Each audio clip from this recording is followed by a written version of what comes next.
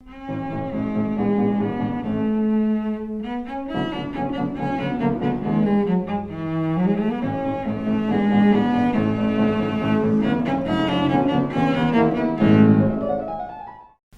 to the weekly report. It's March 28th and I'm Robert Barwick. Today I'm joined by Citizens Electoral Council founder and leader Craig Isherwood, and from now on this will be the new format of these weekly reports. The whole purpose behind providing this report service for viewers on the internet is not for information. We are a political movement who's mobilising to save our nation, and we associate ourselves with Lyndon LaRouche because we want to actually get rid of the British system that's destroying the whole world. And so with that in mind, Craig will be participating in these reports just to give a clear sense of the CEC's solutions, what we intend to actually do to address many of the problems that and crises that we tend to discuss in this forum. So with that in mind, today we have three things to discuss. Number one, Australia must mobilise with the world to confront mankind's extinction threats. Secondly, the mass strike hits New South Wales hard. And three, the Greens are not a grassroots movement.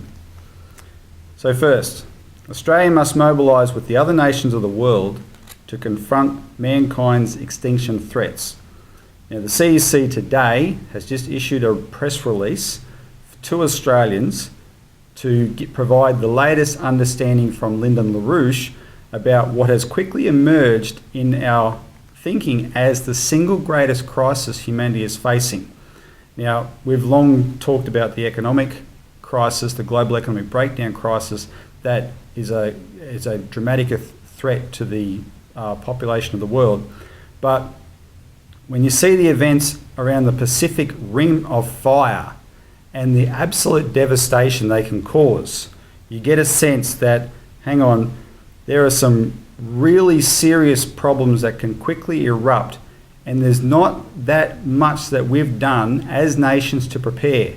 Japan, more than any other nation, because of where it is and because of how they think, prepared itself for this type of disaster, and it still suffered the loss of tens of thousands of lives and an absolute catastrophe. The press release today points out LaRouche's warning, what if this happens to the west coast of the United States, to a place like California, which has done nothing to prepare? Worse, this is emerging at a time when the world's economy has never been less capable of preparing because of 40 years of economic breakdown crisis. So this defines a challenge that humanity must rise to meet. We do know, for example, that there are astronomical forces that are at work here that means the world has moved into an enhanced danger period. Just to cite some of them, you can see it in the press release. There is a cycle of sunspot activity, which are these solar flares that bombard the Earth with enormous bursts of energy. We are, between now and 2013, we're going to see more and more of these sunspots, and they have a correlation with major earthquakes.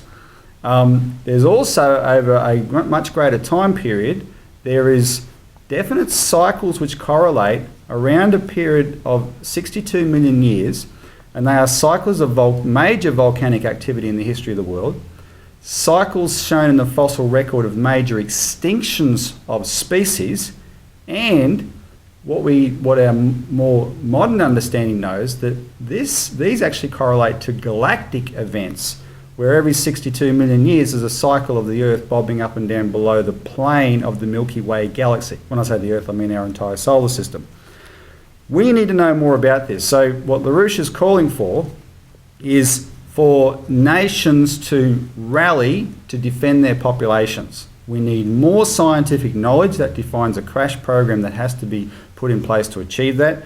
We need an incredible economic mobilisation to get our economies in shape to be able to make whatever infrastructure investments, etc., are going to be needed.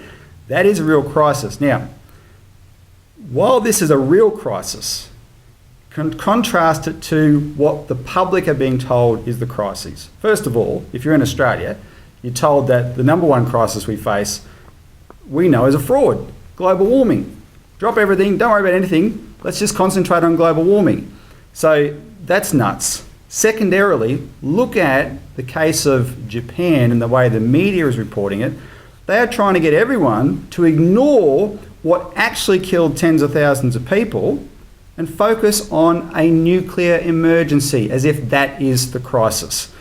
Now, this is not just silliness by the media, this is a deliberate attempt to fraud the people of the understanding they require if we are going to survive. So that is what today's press release is about. Craig, let me ask you, given what I've just said, how should Australians be looking at this whole issue? Well, I think a lot of Australians are already looking at what happened with the Japanese nuclear reactor with a fair degree of optimism, actually. Because look, here you have clean, safe power. It's hit by a level 9 earthquake and a tsunami. And what's happened? There's a little bit of radiation leak, right? No one's being killed. The fact is that if you look at the earlier reports, there was a petrol refinery south of the area that actually blew up, killed 26 people, and sprayed the whole area with toxic fumes. And the fact that the Japanese have handled this crisis, and it's a serious crisis, in the way they have, shows you the inherent safety of nuclear power. Now, Australia is in the box seat as far as nuclear power is concerned because we have the world's largest reserves of thorium, which is a nuclear fuel source. We have developed very little of it here in Australia. And we also have the third largest reserves of actual uranium, which is being talked about a fair bit. What we actually have to do is really develop our nuclear industry. We'll be stupid if we don't.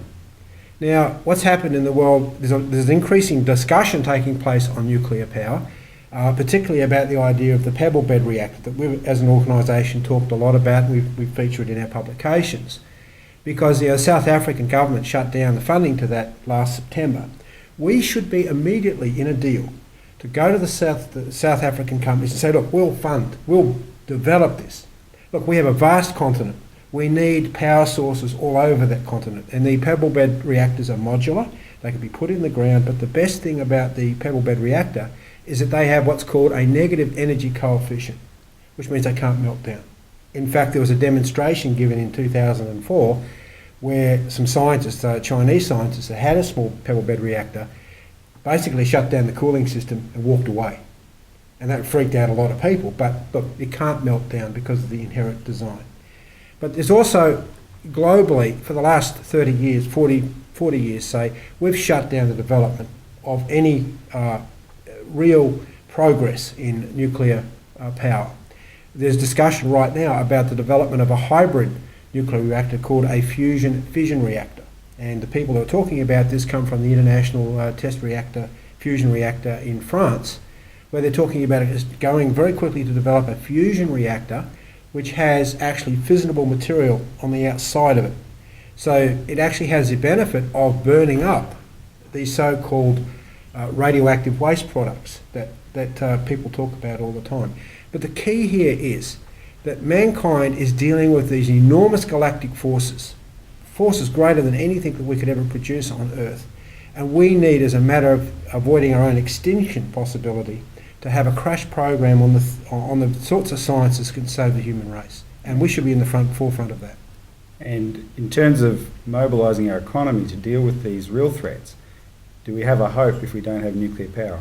No, there's no solution. I mean, you can't go backwards unless you have an increase in what's called energy flux density. Our current government is pushing us into solar power and wind power. You can't even make solar panels or windmills from windmills or solar power. That's how insane this is. So we better get real on this one. Yeah, it's a matter of life and death, literally. All right, moving on. Secondly, the mass strike hits New South Wales hard. By now, a lot of people would have seen the election results in New South Wales on the weekend. One thing is for sure, as displayed in those results, the people are mad as hell. This may not be entirely accurate, but from all the early analysis and the psephologists who study elections know this, apparently this result was the greatest turnaround in voting history in Australia. The swing that the New South Wales Labor Party suffered against it was the greatest in the history of elections in Australia. That is something. And one thing to note is we're actually in a period, if we talk about solar sunspot cycles creating a danger period of earthquakes, we're certainly in a period of political earthquakes, because for the last 4 or 5 years, every election that's being held in Australia has been a bombshell of one type or another, whether it's created in places like federally and Western Australia and Tasmania, hung parliaments, or now, like in these results or in the Victorian results earlier, a definite rejection of the ruling party by the people. These are not normal changes of government, normal election cycles that we're seeing. Now, it's not just a massive vote against state Labor, it was definitely a massive vote against federal Labor. When people in very safe seats, Labor seats in inner New South Wales, vote en masse for the Liberal Party, they're not really voting for the Liberal Party. These people have been in Labor all their life. They are voting to punish the party of government. But people tend to focus on current election issues or political issues. And in Australia, there's been state issues are not as important as federal issues. And this question of a carbon tax and the total drive for genocide that the Gillard government has pursued, not that they're better, not that it's been any worse under them necessarily than Howard or the Liberals before them, but that's part of a global ratcheting down in this area. And the people in New South Wales, as reflecting the people of Australia, have reacted in a way that you see other peoples around the world reacting, as in Ireland or in the Middle East or in Wisconsin in the United States. Now, as a sign of what I'm talking about, that you know federal issues had to be a factor, the Greens bombed in this election. They've barely held on to their 2 upper house seats. More importantly, so did the rural independents in the areas that the federal rural independents are in. Tony Windsor's area and Rob Oakeshot's area. They have rural state independents in those areas that are like proteges to those 2 guys. They were thrown out on their ear. Now, they should be particularly ashamed of that, because the National Party is crowing like there's no tomorrow, that this means they're back. And of course, they have nothing to really offer. But what it does show is that people hate this idea of what's coming out of federal Labor, and they do see that Gillard's ascension to power is as a result of those independents, and they have moved to punish them. So this is just the latest earthquake in Australian politics. It's definitely in the context of the mass strike, but my question for you, Craig, is any of this result a surprise to you? No, not when you look at the global situation, Robbie, because, look, the mass strike is a global phenomenon. It's not just something that's confined to Australia. If you look at what's happened in Ireland, for example, where you had the massive swing to Sinn Féin, it's a nationalist party. You look at the riots that are taking place in Portugal, Greece, Spain. Look at the uprisings that are taking place initially around the Obamacare in the United States, but now in Wisconsin with the sacking of maths teachers. This is driven by the fact that the world's financial and monetary system is imploding. It's disintegrating.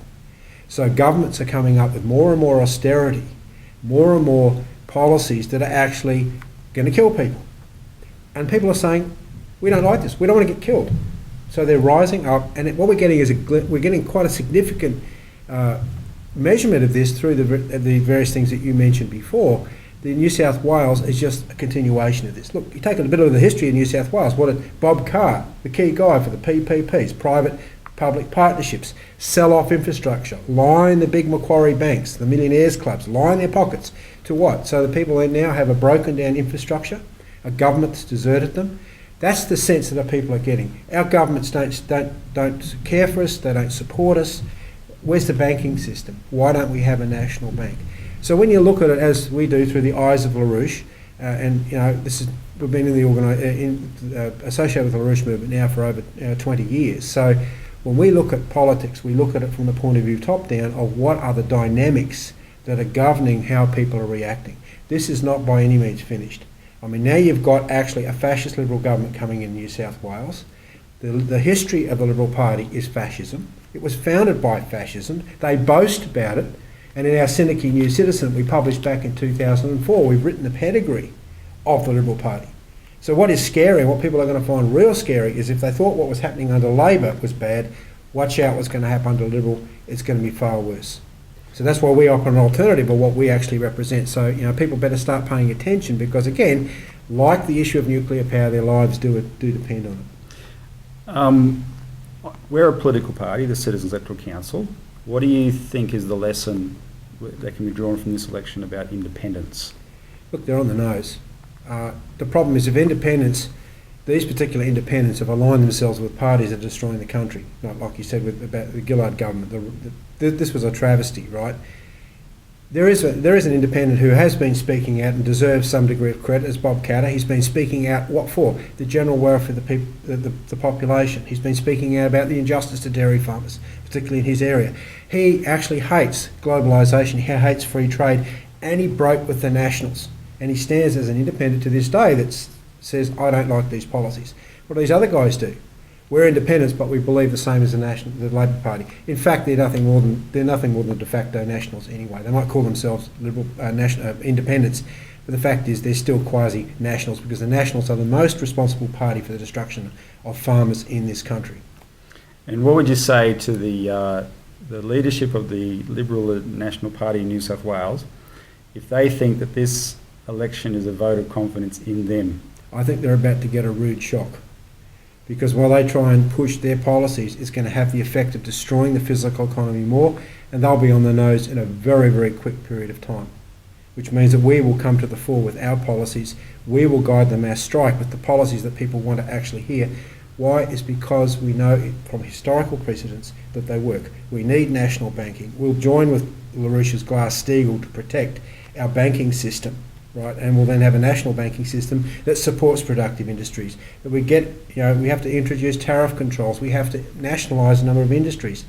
We have this sort of outlook the CEC does on how we would run our country. Is it popular at this stage? It is amongst the people when we get to talk to them, right? But we're locked out, of course, because the mass media is controlled by forces that we don't align ourselves with. So forth. All right. All right, and finally, in a related issue, we have vivid proof, if you needed it, that the Greens, or the Greenies as a movement, are not a grassroots movement. So it's recently come out that the major green organisations in Australia, not the political party, the Greens, but green groups such as the Australian Conservation Foundation, the Total Climate Centre in New South Wales, or the Wilderness Society, have over the past 5 years received something in the order of $10 million in public funding from state governments and the federal government. $10 million. Now, a lot of that money has gone to pay for their administration costs. So that's all taken care of. Their existence is assured, and then they can go out and cause merry hell. This is a direct feed into the Greens as a party, of course, because there's obviously a total overlap, and the green activism that these organisations get to do feeds up into the so-called phenomenal rise of the Greens as a political party that we've heard a lot about lately, but didn't bear out in the last two election results. It is a more important point to make, though, is not so much how much they're getting, but this: without these funds, these movements wouldn't exist. The CEC knows that more than anybody, because we know the history of the Green movement. We know from the earliest days when the British royal family ordered it into existence. In terms of Australia, though, the green organisations in Australia have always depended directly upon the federal government and state governments. So going back to the mother of them all, the Australian Conservation Foundation in the 60s and the 70s would not have survived when it was first set up, even with all the rich people that were behind it, if the federal government didn't put up enough funds each year to cover their administration costs. This was also the case in the late 80s when Graham Richardson on behalf of the Labor Party was pursuing a strategy to get Greens preferences. He put up federal funds, and get this, even state even Labor Party campaign funds to fund green campaigns as a way of a quid pro quo to get preferences flowing back. And it was those funding arrangements in the late 80s that directly led into the establishment of the Greens as a party. So the CEC has another perspective on this, of course, because we are a grassroots movement. We have to exist with zero public funding of any stripe. It all comes from the public. And when you know what really goes into being a grassroots movement, you see that the fact that this funding is so heavy to the Greens as a movement, that this, the view that the public have that we have a grassroots uprising here is a total fraud. With what we know, Craig, isn't these funding arrangements of the Greens a total outrage? I want a refund. I want my money back. I mean, this is absolute criminal insanity. I mean, here you have an elected government giving a lobby group that wants to kill people, literally, money. So I want more than my money back and a refund for all the money that's been given to them. I want truth in advertising laws passed by the federal parliament on the Greens. Like, this policy will kill you. Right? Okay. Like with cigarettes. Like cigarettes. Look, well, that's a good point. Look, the policies of the Greens across the board will kill more people than any number of people killed by tobacco. So that's why we need to have the truth in labelling laws against the Greens. But look, most people get, and a lot of people get hoodwinked by the Greens because of their slick advertising campaigns, and they look oh so serious. What's the reality? Take the Australian Conservation Foundation. Who was it founded by? Prince Philip's Worldwide Fund for Nature, right? He came down in 1963 to set that organisation up. Prince Philip has said very clearly he wants to come back, if he's got a chance, being reincarnated as a deadly virus to kill people. And Prince Philip represents the British Empire that we talk a lot about, and a lot of people have a reaction to because they think about, the British Empire doesn't exist anymore. It doesn't exist. Are you kidding? You crazy? No. The people who believe that are crazy. They're insane. The British Empire exists today more powerfully, in fact, than it has in the past because it exists as a monetarist empire. The monetary and financial system that we have today is governed by a grouping of oligarchs centred around Wall Street and the City of London that govern the very existence of every single person today. And Prince Philip and the Queen are part of that. So that's why just recently, in fact this week, we've launched our next new citizen, which is a war on the British Empire. We have to take on the mother of the conservation movement, which is the British Empire. So, you can get sidetracked by just tackling the conservation movement, but you really got to look at the mother, and that is the British Empire. And it's very lawful that something that's so dangerous to the welfare of Australians wouldn't be a grassroots movement, right, and would have to rely on this kind of actually corrupt public funding that most Australians wouldn't have a clue about. I think you have to look at what a real grassroots movement was and go back to Jack Lang. Because here's a guy that stood up against this British monetarist power in the 1930s. The bondholders of England wanted their money back. Jack Lang says, no, we're going to feed our people. Millions of people, was it 4 million people, came out and protested with him, supported him in that move. That's a grassroots movement. Why? It's because Jack Lang was seen as supporting the general welfare or the good of the population. And see, that's what we represent in this country. And that's why the establishment fears us so much and won't cover what we say, is because from the people I talk to all over the place, the policies we represent resonate with them because it's based upon the principle of the common good. That the nation state, our country, our government should be there for the benefit of people everywhere, not for the benefit of large corporations and the banking system in the British Empire. All right, well, thanks for that, Craig. You're welcome. That's been the New Look Weekly Report, so stay tuned for more updates next week.